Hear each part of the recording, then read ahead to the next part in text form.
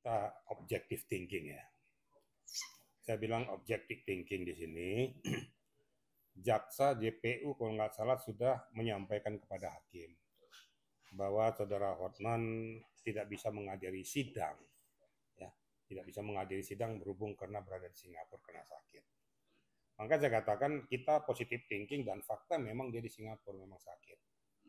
Ya kan suatu hal yang muskil dia bisa menghadiri sidang. Ya harus kita berpikir lurus saja ya, kita tunggu saja ya, sampai beliau sembuh dari penyakitnya. Ya. Nah, dari pihak Rasman juga ya sabar. Ini kan situasional yang tidak bisa kita bantahkan. Ya. Karena bagaimanapun kalau dipaksakan kan berakibat kepada keselamatan Hotman juga. Dan hakim sudah menyetujui ditunda sidang itu. Ya sudah positif thinking aja, kita nggak usah berpikir yang aneh-aneh. Yang penting nanti kita doakan Hotman bisa sembuh dengan baik, kembali ke arena persidangan untuk melaksanakan kelanjutan daripada persidangan. Saya begitu aja ya. Tapi juga dari terdakwa sendiri juga berspill bahwa dia update dari status IG-nya seorang Hotman Paris pelapor sendiri bahwa dia begini-begini, itu gimana sih Bang kalau secara di ruang sidang itu Bang? Ini kan ceritanya tentang mungkin sudah ada dendam membara tuh ya. Itu yang akibatnya tuh yang lurus jadi bengkok, bengkok jadi bengkok sekali gitu loh kan.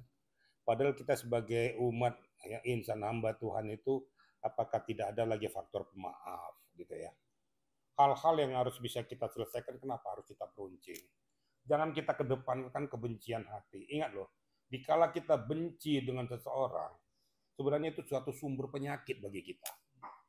Sudahlah, Tuhan saja memaafkan sesama manusia. Kenapa kita manusia saling membenci? Jadi nggak usah kita mengupas keberadaan orang lain, baik Hotman maupun Rasman. Sudahlah, fokus saja kepada agenda persidangan saja. Ini kita selesaikan. Nggak usah mengupas satu. Mau apapun saudara Hotman di Singapura nggak perlu dikupas-kupas. Ya sudahlah, biarkan aja dia melaksanakan perobatan. Kita doakan. Mudah-mudahan dia sembuh. Rasman juga ya, apapun dia di bandara nggak usah dikupas-kupas lagi. Ini kan jadi akhirnya melebar, tidak masuk kepada pokok permasalahan yang harus diselesaikan. Ini saya mintakan ya, saya mohonkan dengan sangat sebagai kita, katanya kita umat beriman, katanya kita umat yang pemaaf, ya. Ayolah sama-sama kita jangan saling membenci. Luruskan pokok permasalahan, satukan hati dan pikiran kita. Sekali lagi, kalau kita memang betul-betul insan hamba Tuhan, kita diajarkan untuk memaafkan sesama manusia.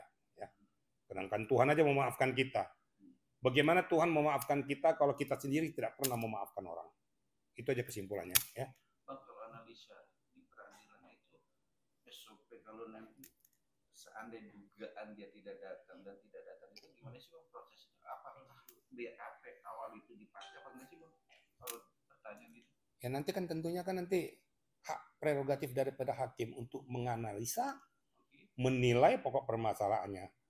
Nah, sekarang apakah bisa JPU melakukan tuntutannya ya, berdasarkan dakwaan yang ada apabila saksi pelapor tidak ada? Kan suatu hal yang absurd. Sehingga situasi tidak berimbang.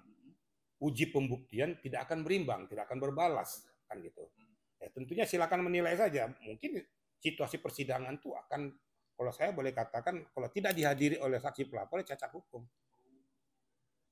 Nggak bisa. Kenapa? Pada dasarnya kan perlu pembuktian kan. Antar terdakwa dan saksi pelapor kan memberikan argumentasinya berdasarkan data dan fakta yang ada.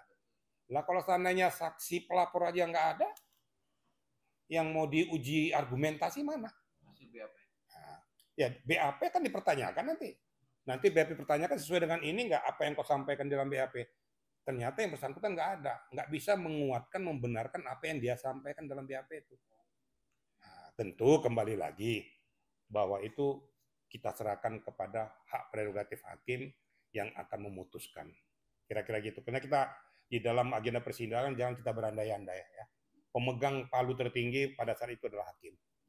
Dia akan bisa menilai dampak buruknya, dampak positifnya, atau mau diarahkan kemana agenda persidangan ini. Makanya saya katakan tadi, kita doakan saja ya.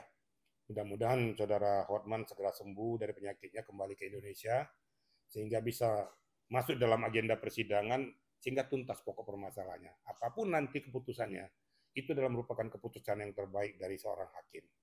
Catat, bila terdakwa tidak menerima, dia bisa mengajukan banding. Bila juga tidak bisa, mengajukan kasasi. Jangan mempersalahkan agenda persidangan. Kira-kira gitu ya. Bang, berarti kalau misalnya ada batasnya nggak sih kalau Bang Hotman nggak datang terus gitu harusnya? Itu tergantung hakim. Kan tidak ada limitasi. Nah sekarang kalau saya sudah Hotman umpamanya minggu ini belum bisa, ternyata masih recovery dia, minggu depan belum bisa juga, masa kita paksakan dia datang? Ya tentunya mengikuti keberadaan daripada saksi pelapor. Nah bukan keinginan daripada Hotman tidak datang, tapi karena situasi kondisi daripada kesehatan yang tidak memungkinkan. Kan nggak mungkin apakah melalui Zoom atau bagaimana itu kan nanti.